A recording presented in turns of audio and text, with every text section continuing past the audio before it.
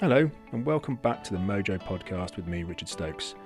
I hope you're staying safe and well, finding your own ways to survive and maybe even thrive during what I now seem being called the Great Pause, which I think beats lockdown or quarantine. If you're listening in real time, it's Easter. If you celebrate it, a time for families coming together, renewal, and often a time for holidays. Here where I live in Ibiza, Easter really marks the start of the tourist season. We'd usually see families coming from all over Europe to bask in some April sunshine. Except, of course, right now, no one is travelling, the airports are virtually closed, and all the hotels and restaurants on the island, and probably where you are too, are closed and waiting in hope for the moment we are confident enough to open up. So the episode I have for you this week is something of a homage to Ibiza and the spirit of escape. I recorded it with my guest a couple of months ago actually, but now feels the perfect time to share some of the stories of the island that are part of his Mojo story. What you'll also get from the episode, if you listen very closely, are some of the sounds of the island, the crashing waves of the Mediterranean, the birdsong, the hum of insects. You'll feel the sun on your face and maybe even the taste of a cold beer in your mouth. This week, the Mojo story is that of Howard Boyle, Ibiza resident and long-time friend of the island. Howard runs Ibiza Unlocked, a villa sales and concierge company. He's a proper fixer, in his own words. For example, we talk about his role in the production of the film Ibiza the Silent Movie by Julian Temple, which covers the history of Ibiza from the Phoenicians through to club culture. Howard shares his own story of escapism, what brought him here for the first time when he blagged a job at Manumission, how he keeps getting pulled back here, and what keeps him here now. He talks about how he has ridden the rollercoaster of life with a smile on his face, one that took him from performing with Fatboy Slim on a beach in Rio in front of 500,000 people to mixing cement on a wet building site in Brighton a few days later. Ups and downs for sure. Howard shares his life lessons for keeping his feet on the ground, centred around integrity, respect and gratitude. And that sense of gratitude is so appropriate during the Great Pause, as I believe this time is giving us a greater appreciation for everything in our lives. So to the interview, and we wanted to capture some of this beautiful environment that we live around on the island of Ibiza. So on the day we recorded, Howard said he had a special place for us to do the interview, but he'd have to show me where. So we met in the car park of Lidl in San Antonio, which is not exactly what I had in mind, but I proceeded to follow Howard's Jeep with some trepidation as we headed towards the coast. We drove down some steep and winding caminos, past evidence of civilization, until we came to the spot he had in mind. As he calls it, one of his favourite contemplation points on the island of Ibiza. It's a beautiful spot, one of many I can't wait to go back to when we can press play on life again. So yeah, here I am with Howard Boyle, and we are, as I said, sat in one of his, I think he's got a few contemplation points on the island that he might tell us about, but maybe not tell us exactly where they are, because they are special and a little bit secret. But this is a stunning one. So Howard, great to see you. How are you today? I'm great. Thank you, Richard. Thanks for having me on the show. Well, thank you for finding the time. I know it's that time of year when people are, and we'll come into what you're doing right now on the island and making their bookings and making their plans. But I always start with this question. So how is your mojo today out of 10?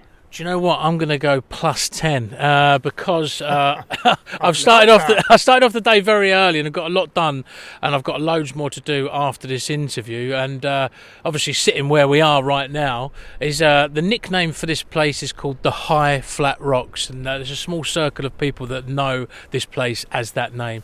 But we are actually close to Punta Galera, north of San Antonio, so people from the island might know this spot. And you've got stunning views. We're probably about 100 feet up, maybe more, maybe 120, looking out towards the sea, and it is beautiful here. Because we've had this amazing run of weather, and it shows no signs of ending. But I have to say, firstly, we haven't had a plus 10 on that question yet. So Howard, that's amazing. How do we get to a plus 10? I think the basis of a plus 10 is the gratitude. Waking up with gratitude. We live on a beautiful island, and I think it's important to stop and look around from time to time, because we get caught up in just running around the day-to-day, work, stresses that come with everyday life. And I think that it's just stopping in little spaces like this, as I call it, a contemplation spot, to appreciate the beauty of this place that we're so lucky to call home. Fabulous. And I love that sentiment of taking that time for gratitude, whether that's, it sounds like with you, might be a daily practice. It's proved to be highly valuable to you to have that take that time to be grateful for what's around you and thankful. So that's great to hear. So on that basis, and when you're thinking about your Mojo being this plus 10, what does Mojo mean to you? Because you said you're kind of attracted to the name of my podcast series. So what does Mojo mean to you? Mojo means to me, what I'm going to call my book one day is called The Rollercoaster Diaries. So Mojo means to me the basis of riding high and then come crashing down to reality, plus like minus reality, going down, and then being able to wear it with a smile and come back up to those dizzy heights again. So I think that's about the Mojo. You know, that's what the Mojo means to me. So these highs and lows that life throws at you, that things that happen to you, but be able to bounce back from them with a smile on your face, be grateful for as you said that you used the term grateful earlier, for the great times, and be philosophical about the times that aren't so great. Exactly. What's the old saying? If you're going through hell, keep going. That sounds like a bit of a cliche, but we can get lost in the moment, but lost in the past and looking at the future, but not thinking about the moment. And you could be having all sorts of stresses, but just stop, look at the beauty in the surroundings that you're in, and be grateful for the things that you do have in your life. So I think that the Mojo needs constantly recharging, and I think a good way to recharge the Mojo is to go back to basics and plug it back into the source, i.e. come to contemplation spots like this. As you mentioned, I've got 3 around the island. I'll take your good self around to these different places over the time we get to know each other, but they are top secret. They are top secret, and they're so beautiful because you come to these places and it's very rare that you even see anyone here, and that's why they're chosen contemplation spots for me to recharge the Mojo. Well, Howard, I look forward to that. Maybe our next conversation, whether it's recorded or not, we'll do another of the contemplation points, because as we know, we're in February in Ibiza right now, and it's incredibly sunny, but also very quiet. The tourists, many of your clients, Howard, haven't yet arrived, but when they do, it's hard to find perhaps those moments for contemplation. Do you find that? It's very true. I mean, this time of the year, I adore the island. I adore the island all the time, all year round. It's hard not to. But there's many people that live here that moan about August, and I understand why. There's traffic everywhere. There's no room on the beach. It's hard to get a reservation in a restaurant. The clubs are rammed, and it's super hot. It gets a little bit stressful, but it's wearing August with a smile, because obviously in my industry that's where you make a lot of your income that helps times like this to be able to sit in January and February and enjoy the island. It's because of that hard work you put in August. So the island's beautiful right now. We just had a big Storm Gloria that bashed the Balearics and some of the mainland, and it's cleared the path for beautiful crystal clear skies and the lush green of the fauna and flora of the island. And it's also the almond blossom time. I love that concept of the storm came and it did give us quite a battering, but the positive thinking of behind the storm comes this amazing weather. Almost leads to your point about when you're in hell, keep going, because then you're going to get to the glorious weather perhaps. Yeah, it's very, very true. Very, very true. And this time of year in my industry, we're planning for the summer, so it's running around preparation for the execution of my business when the clients arrive in the summer months. So my business is an all year round business. So Howard, we're going to talk a lot about it, but you've clearly got a very deep love as well as knowledge for this island, and you bring a lot of clients here and you show friends these amazing places. But from your accent, we're going to guess you weren't born here or brought up here. Let's take it back a bit to when I guess you were thinking of escaping the UK, because you told me a little bit about that. Tell me about your escape the UK story. Well, there's obviously a funny story behind how I eventually arrived here, and that happened in June 1998. So basically, I got to Gatwick Airport. I was 19, just about to turn 20.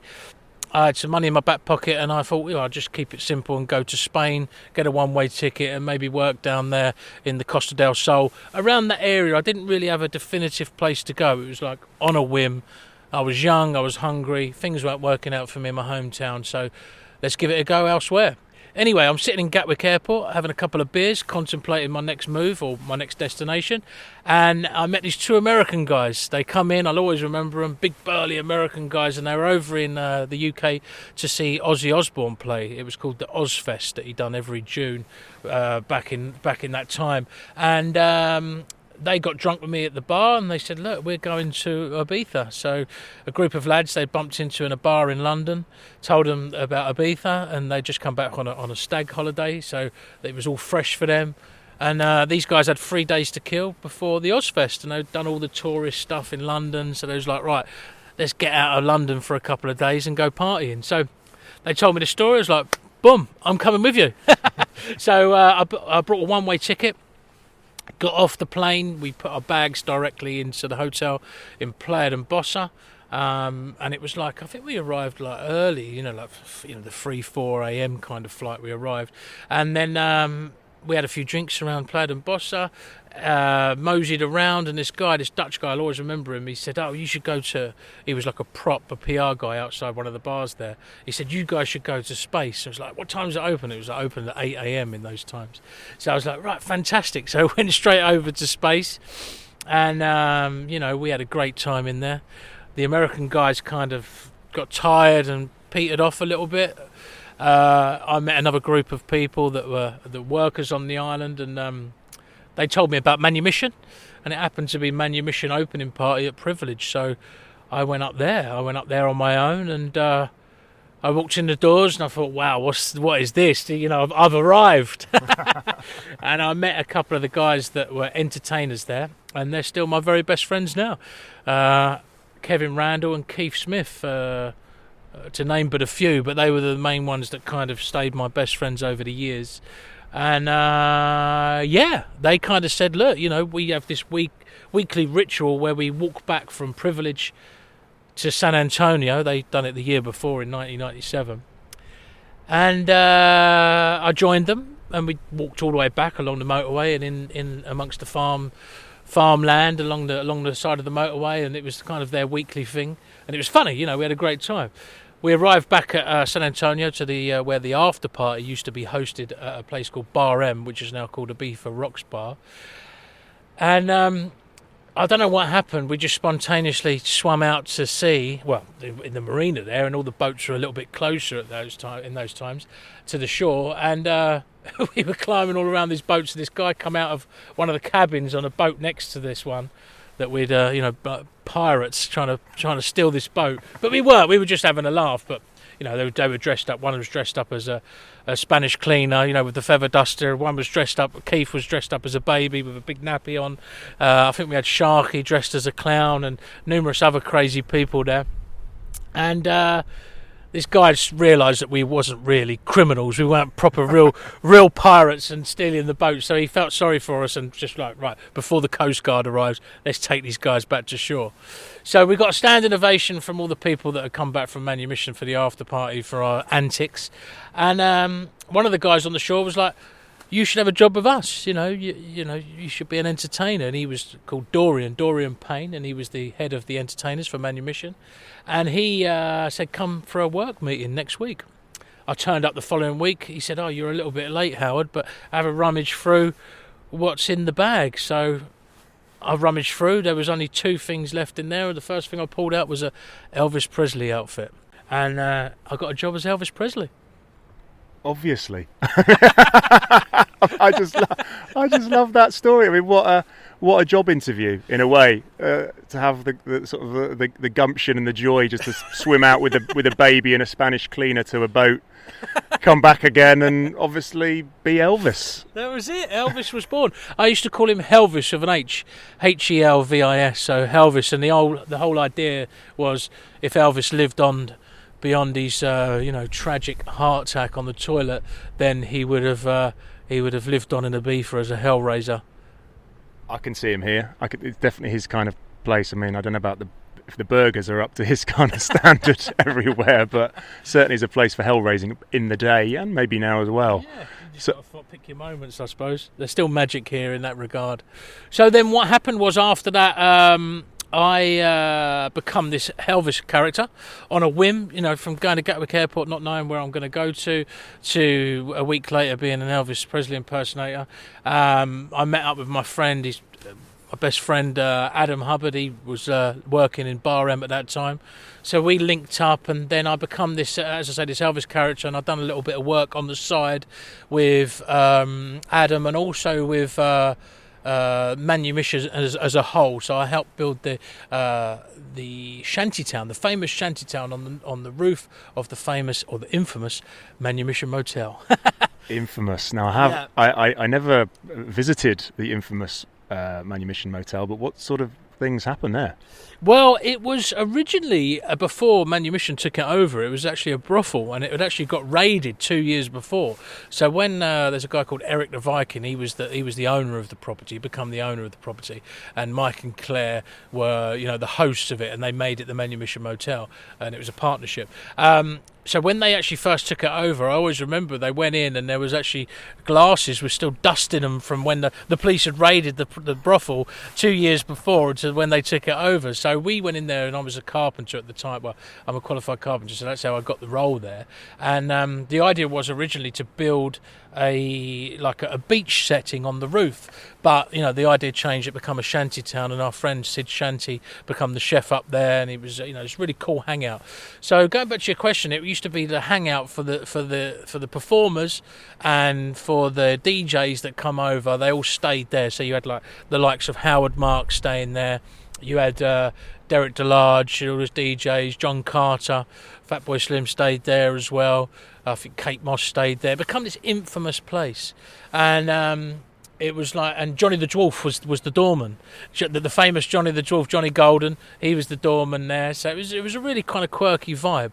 So that was part of the Manumission kind of scope that they had going on.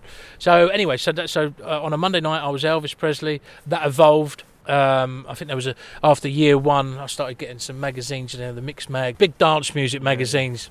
They were writing about me, saying they're the crazy Elvis guy. And then, so I went up to Andy McKay, the owner of Manumission, Mike and Andy, and I said to him, I would like a pay rise. He said, well, you got to stop walking around my club drunk and just with an inflatable guitar with your Elvis wig, facing the other way.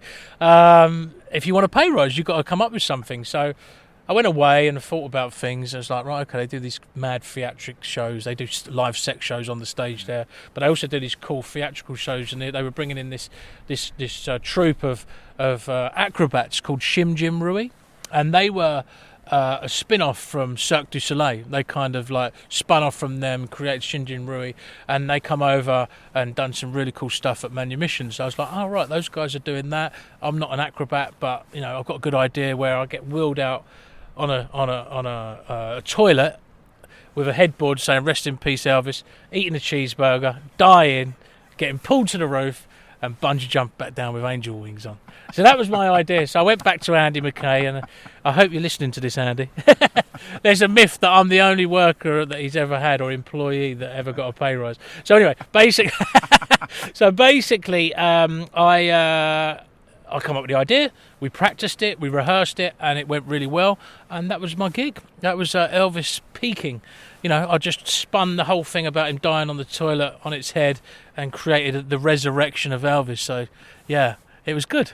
I love a lot about that, but I love the I love the boss's view of, well, you've got to give me more than what you're doing right now for a pay rise. I mean, everyone in whatever you're doing, and I know it might be a bit of a stretch to compare your life as Elvis to someone working in an office in Basingstoke, yeah. But there is something about your boss asking you for more and you coming back with a really creative solution that blows said boss away, right? Yeah, I think he was dumbstruck, and it got good reviews again from the magazines, dance music magazines, and obviously people on the island and stuff, and They had like Fatboy Slim playing there. He was a resident at that time as well, and we got friendly. And then off the back of doing those kind of shows, I went on tour with him around the world. I went on tour with Jamiroquai. Well, say tour, I've done a couple of gigs with them. The biggest one being in Barcelona in front of, I think it was like 30,000 people. And I opened the show. It was their world tour, 2001. And that was amazing. That was a highlight of my career. So I went around the world. I went to Geneva, of all places. I went to New York, of all places. What was funny was going to a Mojo story was... I remember being on a building site and the foreman was a complete, as I said, I was a carpenter, but that time I was actually just doing some labouring work. And I'd just come back from the summer in Ibiza, and the foreman was a complete, like real hard head. And I was like, this is not really going to work. And then all of a sudden, I'd only been there for 4 days, and I get a phone call from Danny Tenagula's manager, Kevin McGrath, and he said, Elvis, are you available? It's Danny's birthday. We're doing a big gig at a club called Vinyl, which is gone down in history as one of the best clubs, especially in New York anyway, that and Twilo. So anyway, I said, yeah, well, when's the gig? And they said, well, it's this week, can you come? Can you fly Thursday and back on the Monday? So I went up to the boss and said, I need a couple of days off. And he said, well, what do you need it off for? I said, well, I've got an Elvis gig in New York. And he didn't believe me. He said, I've heard some really good excuses in my time, but I don't believe you. Anyway, I flew off to New York, done the gig. Had a great time, Tenagula's place and the Vinyl. Then we went back to this warehouse party after in Brooklyn, which was incredible. It was like something out of a film, Just big old rusty door, and you don't think anything's going on. The door swings open. There's like 300 people partying in there. It was great. And anyway, on the Tuesday, I went back to work, and the foreman went, "Where did you really go?" I said, I was Elvis in New York, and he never believed me. Anyway, so that's a Mojo story, going back to the building site after flying high. And on that, yeah, thanks for sort of bringing it back to the theme, to the source, exactly. So you're in a position where you, as you say, you're actually a carpenter, but you're doing a job below that. You're doing some labouring to fill in. Yeah. And then you get this opportunity, and you go and you're back in kind of where you've been in the high life with these superstar DJs in these amazing locations, and then you're back again on the Tuesday morning moving bricks around. How do you deal with that?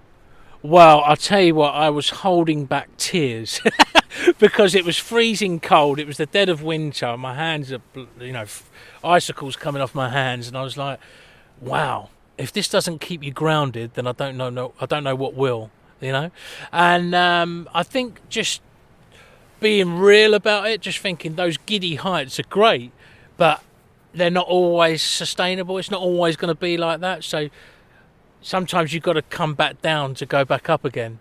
Hence the title of my book in the future, The Rollercoaster Diaries. Yeah. 1 minute you could be there, next minute you could be there.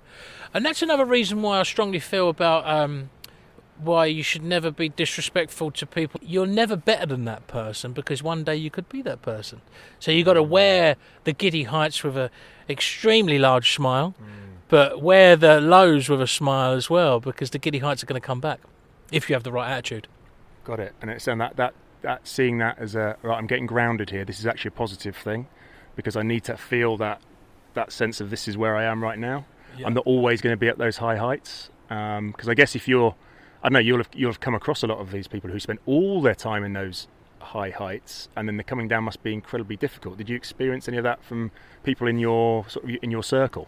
Well, yeah, I mean, I don't want to say any names, but of course, and some of them never come back from that, addiction kind of took over in some cases and stuff, because they're just stuck in that giddy heights thing.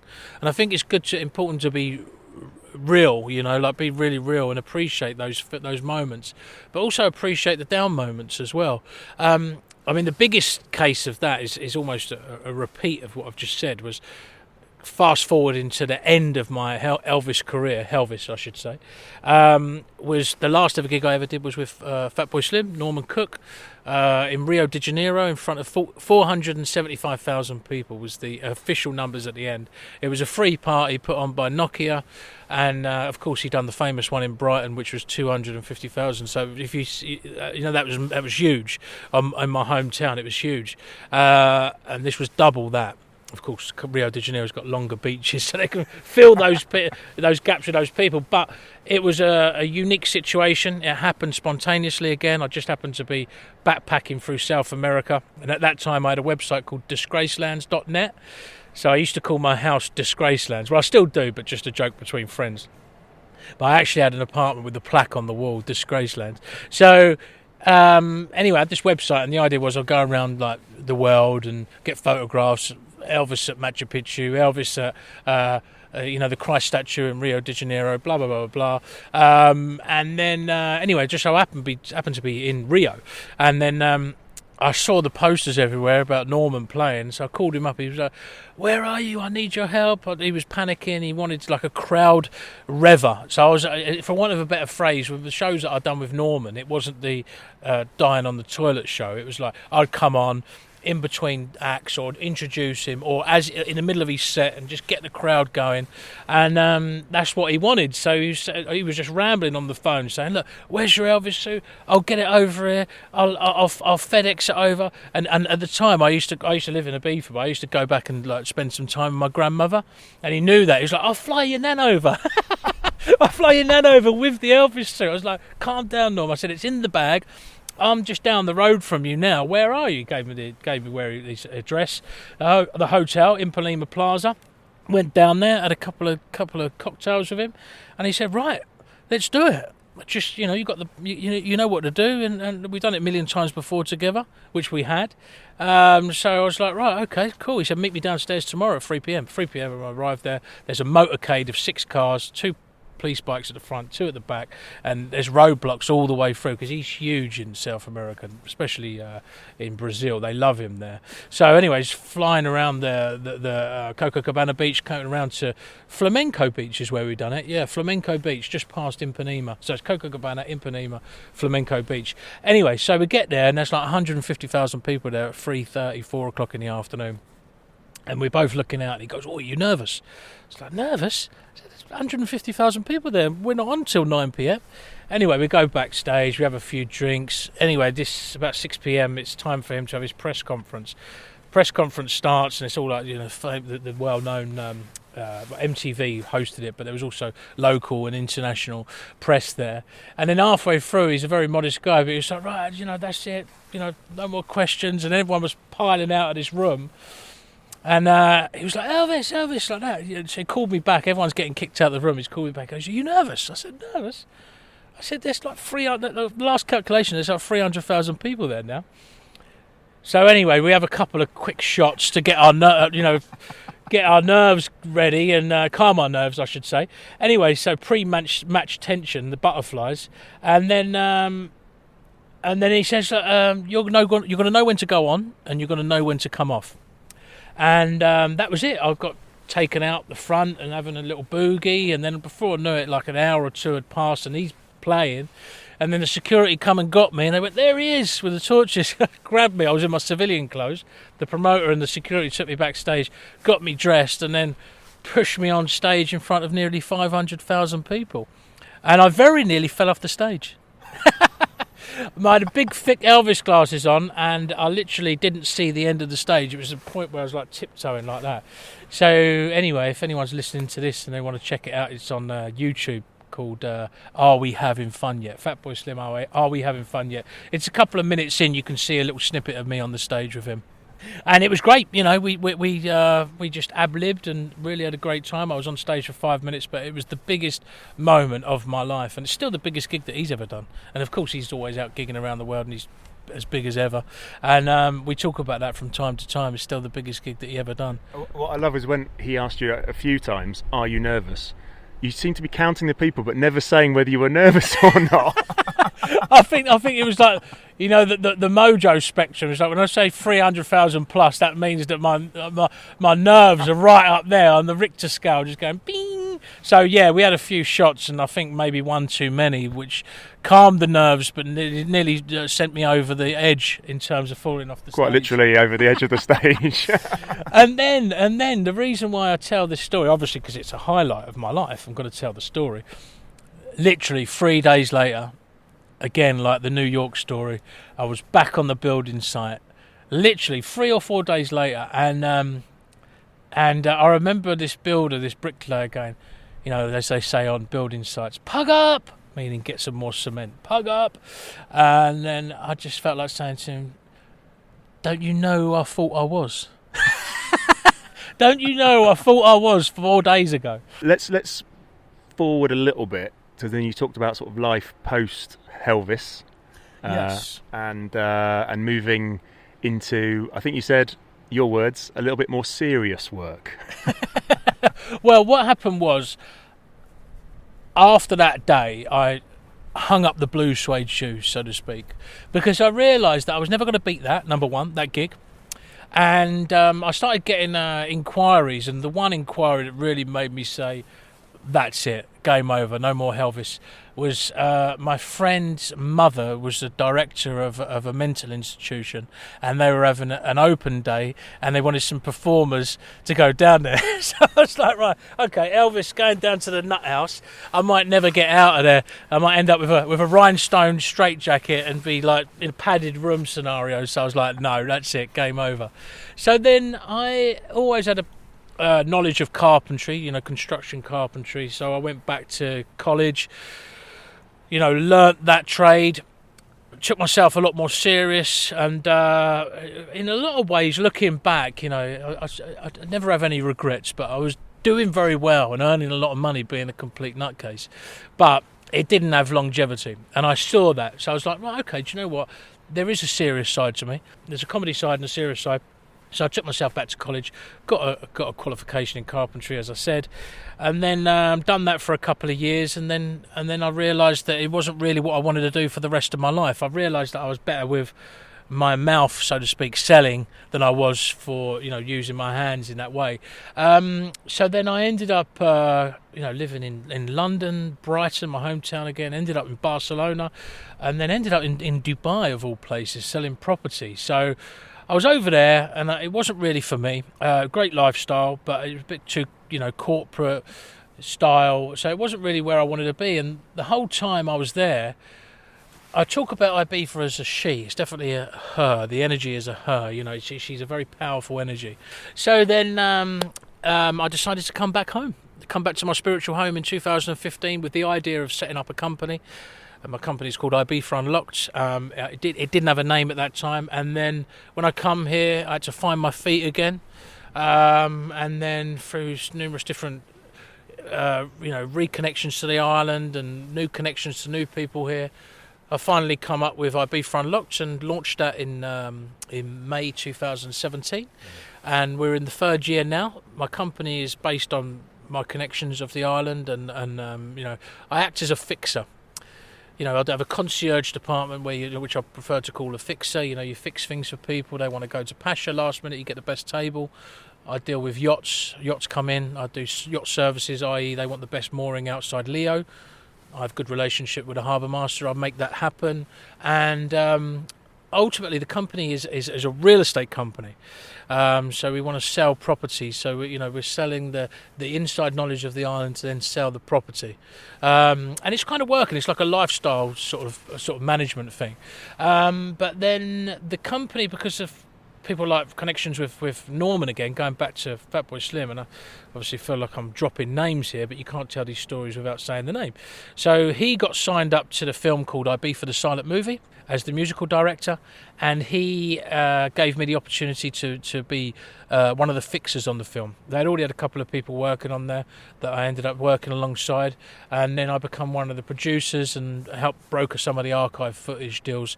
My good friend Phil Silcock done a lot of footage, took a lot of footage here during the Manumission days, and some other stuff he'd done for a company called Digital Arts, and all that stuff finally got the dust blown off it, and it saw the light of day and entered the film. The film is about the complete history of the island, from the Phoenicians to the Romans, pirates, all the Civil War, all the way through to the dance music era and the era that we're in right now. But this era that we're in right now only takes up 15 minutes of the film because it's telling the whole history of the island. Silent movie, music, a soundscape of music brings the story through with sound cards going up, and it's a beautiful film. It's an honour to have been involved with that film, and it's one of the biggest things that I've had the experience and been involved in my life.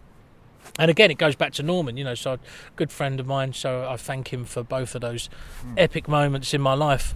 Well, and you're sharing that story, Howard, and thank you, because I really enjoyed watching that film. It was I saw you mention it, and it was on BBC 4 a while ago. Hopefully it still is. If you do get a chance to see it, I would highly recommend it, because it does paint a very different picture of this beautiful island than most people tend to see. As you say, the full history, right up to date, but with a quirky take to it from Julian Temple, the very talented director. But what I'm really minded from what you're talking about is there's these relationships that have always been important for you during your life, and how those relationships, as you say, you've carefully guarded them. I know there's a lot of stories that you won't mention people's names because you just wouldn't do that. Yeah. But so tell me about those relationships and their value to you. And obviously I asked this question with kind of Mojo in mind, these highs and these lows. Well, I think it's important to have integrity. I was raised by my grandparents. I was raised the old school way with manners and stuff like that. And I think that there's lots of people in this world that are on a smash and grab. They're just looking at short-term gains when there's a long-term view, and just because people are rich and famous doesn't mean that they're going to give you anything. Do you know what I mean? People in that stature and that who are well known, or maybe not well known, but have that kind of wealth, will only ever sort of work with you or pass you referrals or recommendations or introductions after you've earned trust. It's not like you're going for a test or anything, but you've got to earn trust, and you do that through integrity and not wanting anything from people, And I'll give you an example. Through Norman from the film, I built a relationship with Julian Temple. Great guy, and got friendly with his son Leo as well. He was one of the main researchers of the film. He'd done some great work, and Mark Commode, the film critic, critiqued the film, and he loved the film, and he said something famous along the lines of, it's a film that educates you about something that you never knew about but now you want to know about. So he come over on holiday with his family. Julian passed my number on to Mark, and then Mark come over with his family, and I looked after them, showed him a great time. We went to Norman's birthday party at Pike's, and he showed him a good time as well. Really pulled out all the stops for Mark and his family. Mark in turn sends my number to David Holmes, who David Holmes is a film scorer and composer. Yeah. He done all the music for Ocean's 11, 12, 13. He just done The Laundromat with Steven Soderbergh, who come out of retirement as a director, Hollywood director, to do that film.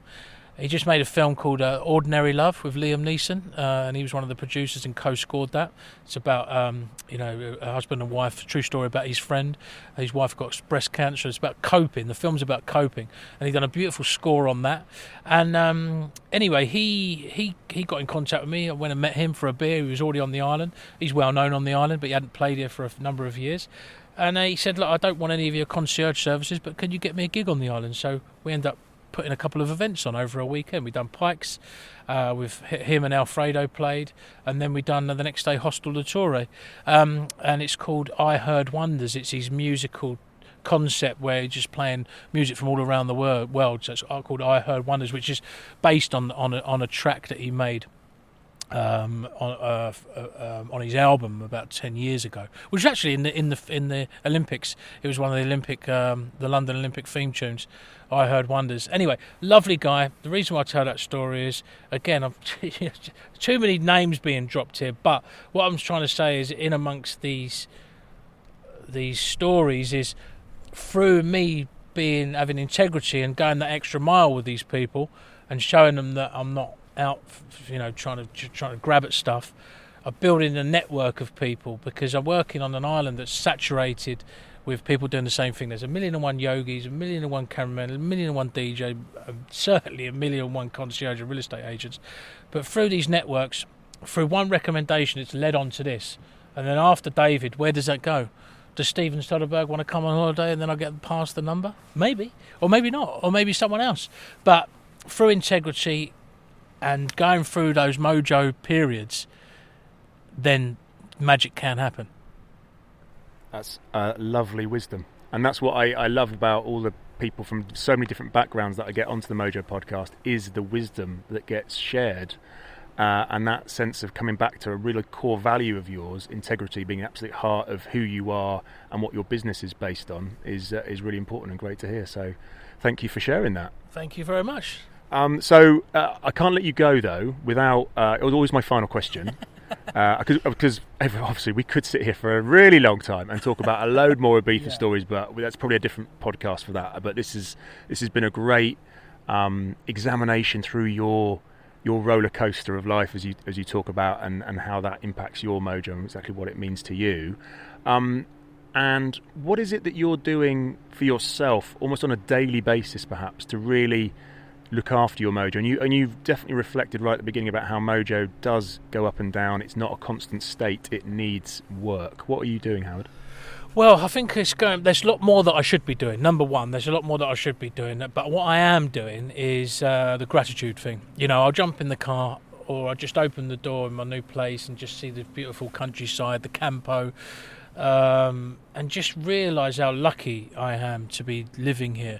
But like a friend said to me, he said, "Oh, don't you get bored there in the winter?" And I said, "Look, it's like this. Wherever you live on the planet, you've got to hustle. You've got to work hard. I would rather be hustling in the sunshine on an island where I want to be. I feel at home here. I feel 100% like I belong here, and I'm going to stay here. I have a deep, deep love for the island, as we can tell. And but there's always room for improvement. What I do need to be doing is getting on the fitness buzz. I need to sort that out. My Spanish is kind of getting there. It's like intermediate level. It should be a lot more than what it is, but I do get away with it. There's improvement that I need to do there, and I think that's another thing about the mojo is you've always got to be learning. And every day's a school day, and be willing to take time to study, read the sales books, read the the self motivation, self help books and stuff like that. But also put time to aside for yourself to be able to, take stock of everything and appreciate what you've got. So that gratitude, appreciation, a few things that you say there's room for improvement on, which is everyone's got that, and I love that. Every day's a school day. We're all constantly learning, which is so important. It's very important, and a little bit of a cliche. We're always looking at the future. We're always looking to the future, to the past, and not really taking stock about what's going on in the present. And the reason why it's called the present, is because it's a gift. Yeah, absolutely. Amen to that. And given where we're sitting right now, and I will share a picture when this episode comes out, you will see why we think it's a gift, and this incredible spot that Howard's brought us to. So thank you, Howard Boyle. Thank you so much for the stories, the wisdom, the entertainment that you shared with us today. Thank you very much, Richard, and it's great to be on the show.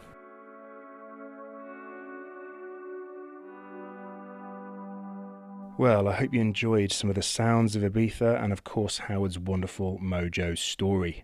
He'll have no shortage of stories for his book when he writes it, and I'm wondering if he's using this time during the Great Pause to do just that, to write the Rollercoaster Diaries, as he calls them. Now, if you fancy seeing more of Howard's Rio performance with Fatboy Slim, there's a link in the show notes, and I've also added a link to the trailer for the film Ibiza the Silent Movie. Certainly worth watching right now, and it's got a cracking soundtrack from the aforementioned Fatboy Slim on it too. So what are the lessons from this episode? I mean, so many.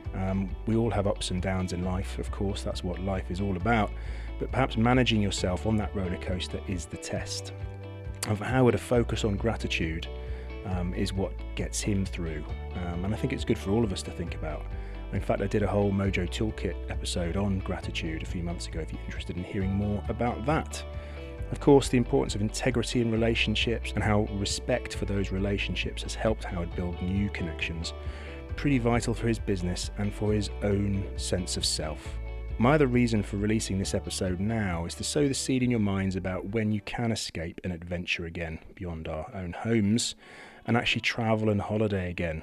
Now, I know Ibiza as a destination will be okay in the long run. It's a beautiful place, and so many of you will have experienced magical times here. It's got a very, very strong holiday brand, of course. But it's likely the 2020 season will be massively delayed and potentially a complete write-off. We just don't know yet. But when you can come over, please do. And when you come, check out businesses like Howard's. They will all need support in the months ahead. And that goes for my previous guests as well. For example, Toby from Walking Ibiza in episode 5, Donna from Running Ibiza in episode 7. All these small businesses will need your support in the years to come. So I really hope you enjoyed the episode. Please do subscribe, leave that 5-star rating, and if you could do me a huge favour, write a short review on Apple Podcasts. Just scroll down on the show page and you should be able to find it. That review really does make the Mojo Podcast more discoverable for more people. So until next week, I really hope your mojo continues to flow.